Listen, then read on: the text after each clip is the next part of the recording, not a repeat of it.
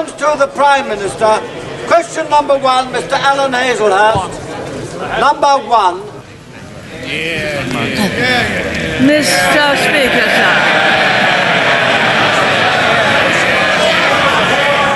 Mr. Speaker. Order.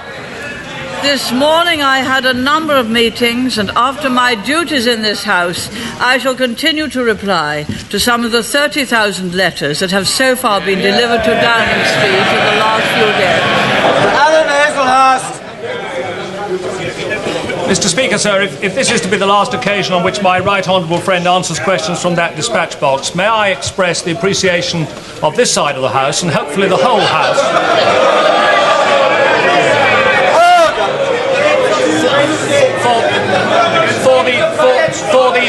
for the skill, command and courtesy with which she has dealt with questions over the last 11 years from that dispatch box.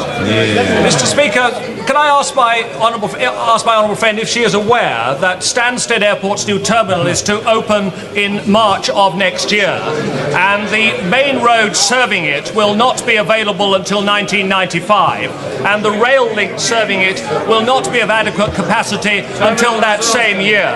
Would she agree that if we are to get more public acceptance for amongst communities which have major developments thrust upon them, it would be better for essential infrastructure to come sooner rather than later?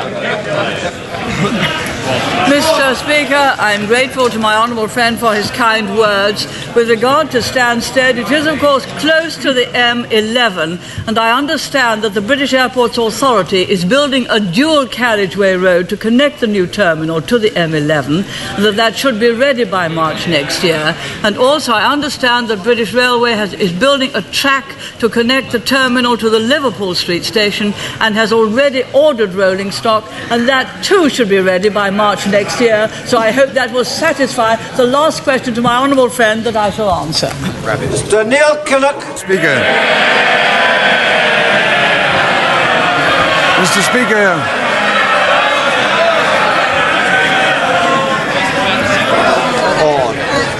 Mr. Kinnock. Mr. Speaker, would the Prime Minister be good enough to tell us which of the policies that she leaves to her successor she now thinks should be scrapped? Mr. Speaker, I am happy that my successor will carry on the excellent policies that in fact have finished with the decline of socialism and have brought great prosperity to this country, which have raised Britain's standing in the world and in fact have brought about a truly capital-owning democracy. But, Mr. Speaker, if the Prime Minister thinks that nothing should be changed, can she tell us why on earth all of those now competing for her job are desperately wriggling around trying to find a way out of the poll tax trap? On the contrary, I really rather thought that they were keeping the poll community charge or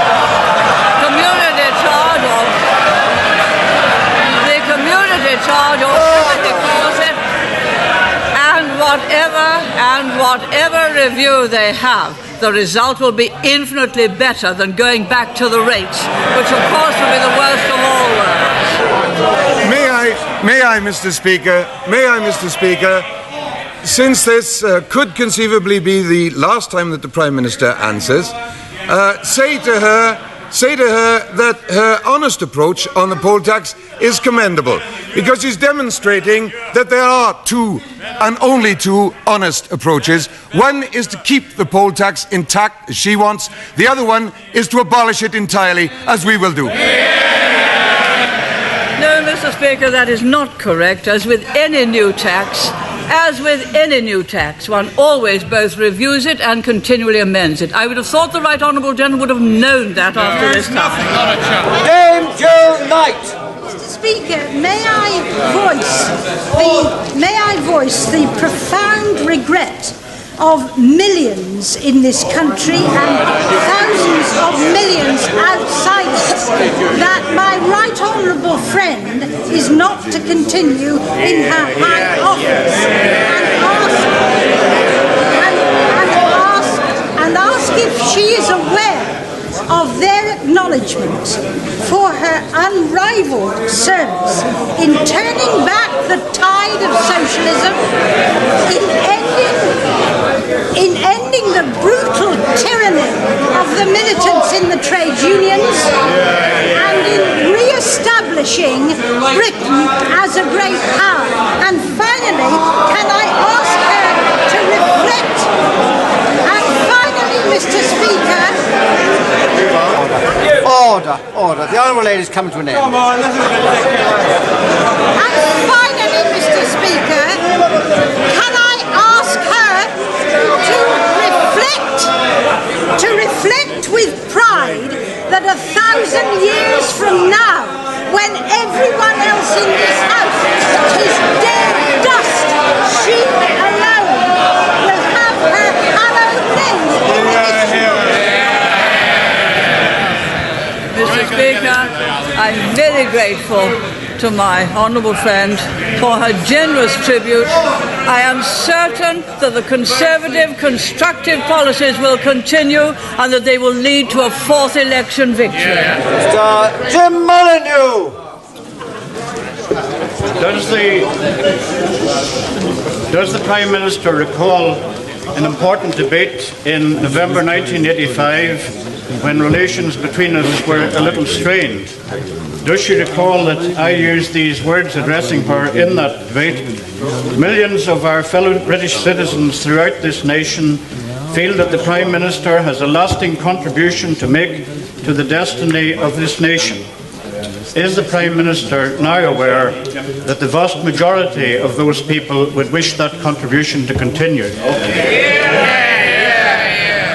The right honourable gentleman is very generous indeed. I think they will continue from the back benches as they have continued from the front benches. Mrs. Maureen Hicks. Is my right honourable friend aware that it was as a result of her unique vision at the helm that the voters in my constituency, after 40 years, rejected Labour? In her words, rejecting windy rhetoric from the general opposition. And they rejected her because they saw in her unique qualities of leadership. Can I please take this opportunity, on behalf of my constituents who feel a tremendous sense of loss, of conveying my very sincere wishes and extending a very warm invitation to Dennis and herself to come and see us at Wolverhampton anytime. Mr. Speaker, I thank my honourable friend very much. I think our policies since 1979 have built a new opportunity Britain which can hold its head high in the world of international affairs, and I'm sure those policies will continue and we shall all pull together to ensure that they do. Mrs. Rosie Barnes. Order. All right.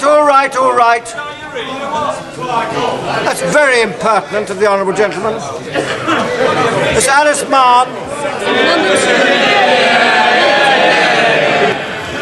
I refer the honourable lady to the reply which I gave some moments ago. Alice Mann.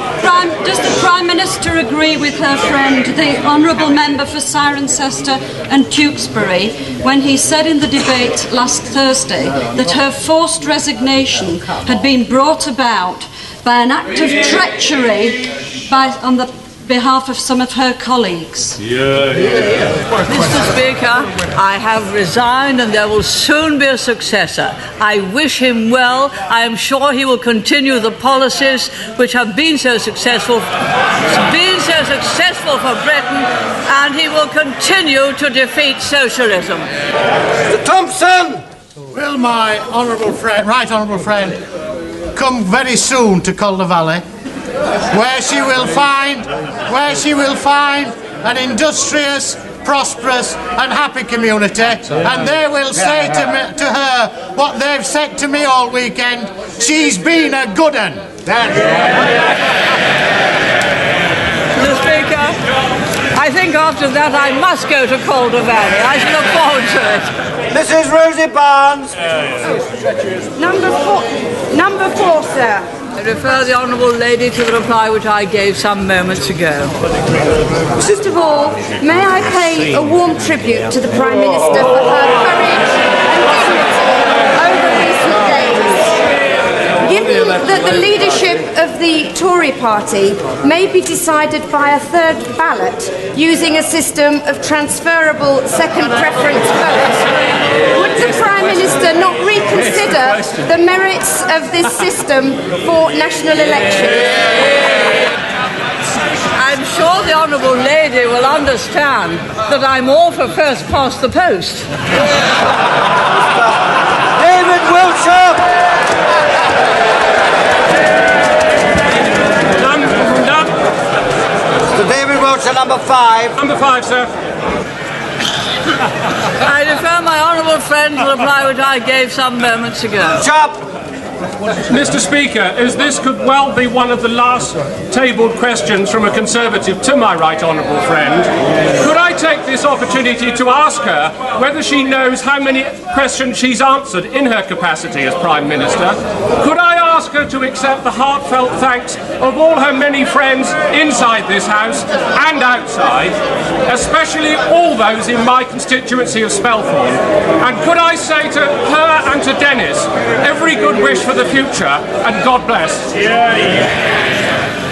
Mr. Speaker, first, this will be the last question time where I shall answer. I don't believe in making a career of positively last appearances. May I thank my honourable friend for the kind words, especially about my husband, and thank him also for giving me notice about the question, because I might not have known the answer. His is the 7,498th oral question that I have replied to in 698 question time. David Winnick. 6, sir. I refer the honourable gentleman to the reply which I gave some moments ago. Winnick. But Mr. Speaker, doesn't the Prime Minister find it at all nauseating and hypocritical to be so much...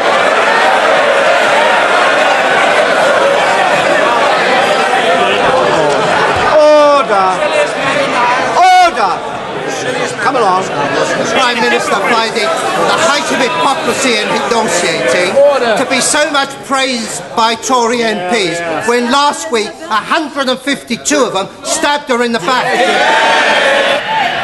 200 voted for her.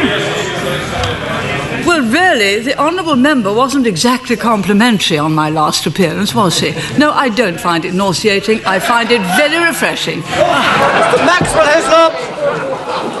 Will my right honourable friend, while she is still Prime Minister, write and leave signed by her a minute of the proceedings of the heads of government within the EEC so that her successor can endeavour to protect Britain's long-term interests in the valiant and effective manner that she has always done. Mr. Speaker, I can assure my honourable friend that all the proceedings are very well minuted and documented, and I most earnestly hope that the traditions of this House, which is the oldest democracy and the oldest parliament in the community, will be fully upheld, because they ensure accountability to the people. Mr. Kevin Strang. Number 7, sir. Refer the honourable gentleman to the reply which I gave some moments ago. Gavin Strang. When the Prime Minister recalls the day she quoted St Francis of Assisi on the steps of Downing Street, will she contemplate the increase in family poverty that resulted from her repeated refusal to increase child benefits? Will she recall the increased hardship which resulted from the 1988 Social Security changes? Will she think about the homeless who have doubled since she came to power? Is she aware that we on this side represent communities, some of which have still not recovered from the unprecedented rates of unemployment she inflicted on them in the early 80s? Are these some of the reasons why she'll go down in history as the Prime Minister who rewarded the rich and punished the poor? Perhaps the honourable gentleman will also recall that Scotland is enjoying greater prosperity than she has ever known under any previous government, Will he also recall that there are now 2 million more jobs than there were when I took over? And will he also recall, remembering that occasion when I went in 1979, that there is much more peace in the coal industry now than there was then, and that this year we have had much more peace in the coal industry, and that we fought off some of the most difficult and vicious attacks during the coal strike that this country has ever seen, and that this year we have had the lowest number of strikes since the whole of the post-war period.